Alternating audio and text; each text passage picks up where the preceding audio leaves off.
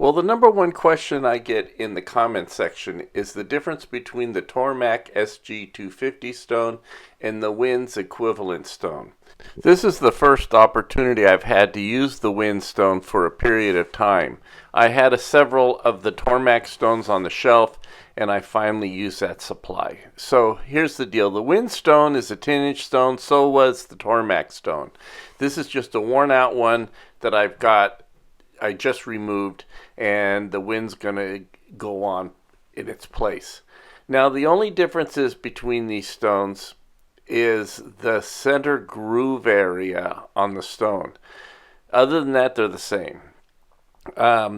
If you have to, you could grind down the center groove area on the Win stone if you're wanting to put it on a Tormek.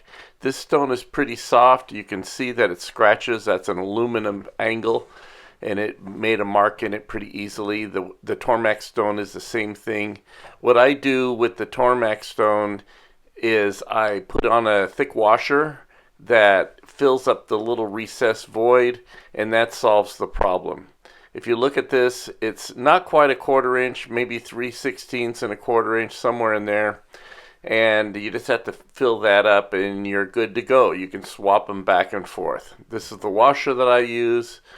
It just came off a grinder, and that's it. Okay, this Tormek stone, it's near end of life, and it was last trued about 3 weeks ago. It is now out of round, and I'm going to show you how out of round. The Win stone, I've used it for a month. It's still completely round, and it's only reduced its side about 1/8 of an inch overall, so that's 1/16 of an inch on the side. That's without doing any truing. So let's true the Tormek stone, and I'll show you probably my only gripe with the Tormek stones. Okay, you can see how out of round this is. This is 3 weeks of use without any grading, and I'm just sharpening knives with it.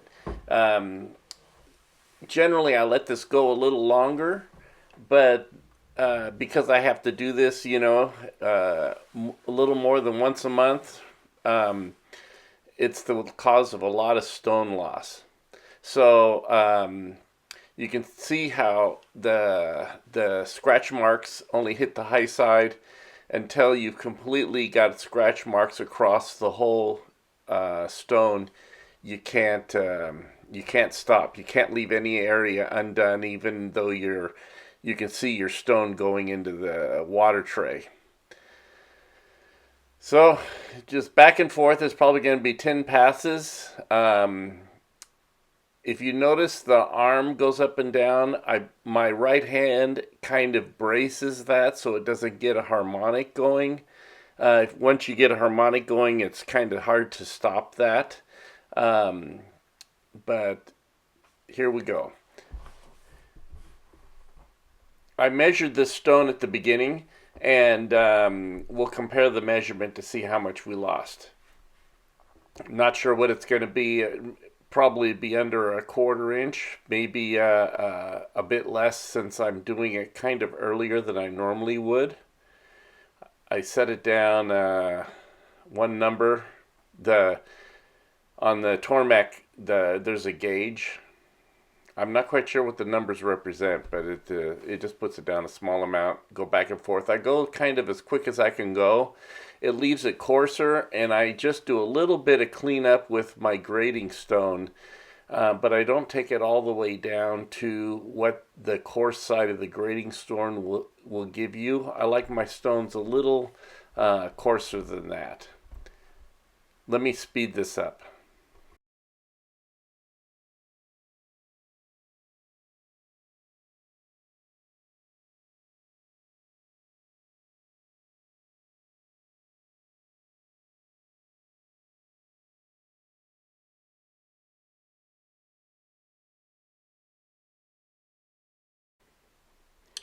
Okay, so let me stop this after this pass, and I'm going to show you what you have to not do. As this slows down, you'll see the area that has not been texturized. It's smooth right there. If you leave that, you try to cheat out, you'll be sorry. The knife, you really feel that you're dropping into this hole. And so you want to keep going. This one more pass and you'll have it. Like I say, stopping short, you'll regret it. So you're almost there. Okay, this is the coarse grind, and these sharp edges, man, they'll bite your knuckle. You think a paper cut smarts. This stuff really smarts. So you want to round those a little bit. But here's how I do it. I'm going to put the stone, I've got it upside down here, bear with that.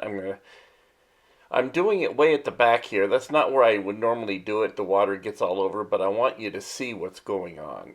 And if I'm not on the top, you can't see it. So I'm doing the flat, and I'm only doing it a little bit. I don't like to smooth it out to that coarse grit. I like it a little coarser.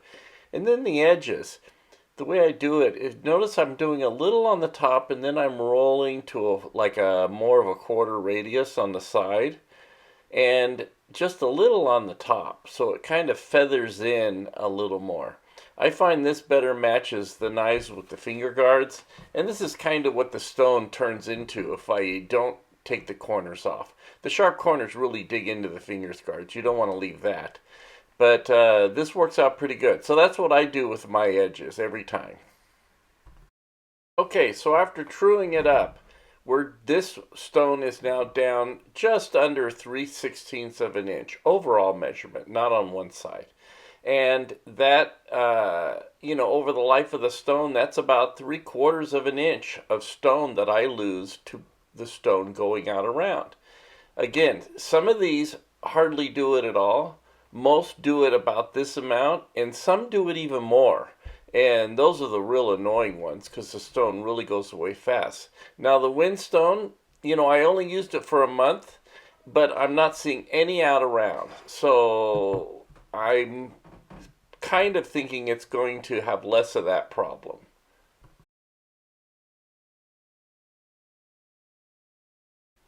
Okay, so here's my final 2 cents on this. This whinstone, I think for most people it's going to be fine. But the fact that it actually sheds the grit slower than the Tormek, the Tormek edge is just sandier. It feels rougher, and it's fresh grit. It's not, like an old sanding belt. The wind loses grit slower, and so it's more like a worn-out belt instead of a new belt. Nothing wrong with that. That might be preferred. For most people, if you are not in as big a hurry as I am, you might prefer it. I'd probably prefer it. But when I get really behind and the stone's slowing me down 25%, it's a little irritating. So I've decided I'm going to keep the Tormeks with the outer round and everything. It's worth it for me. Keep in mind the wind stones are like $40, and the Tormek stones are $215 now.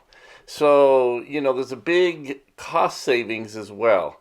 But I'm in business. Time is money, and I'm just gonna stick with Tormek. And I didn't expect to be saying that either. I hate throwing money away in the tray, but that's the way it goes. I'm going to stick with it. And let me actually show you, speaking of throwing money in the tray, let me show you how much stone appears in the tray in about a 1 month period. Okay, now this material is just what wears off the stone while using it. Not using the grading stone and not roughing up the stone in any way.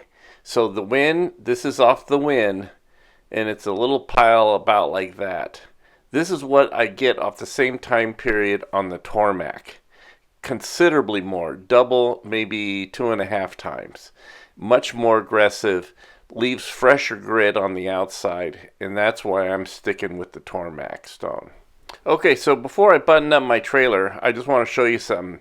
I'm in the process of cleaning everything up, and I shot the video, but I wanted to show you I now have 2 wins. My Tormek needed to get retired. It really had some bad rust and needed some parts replaced. I'd really run a lot of knives through that thing. It did not die prematurely, but it had some problems. And I preferred the Tormek's tool rest.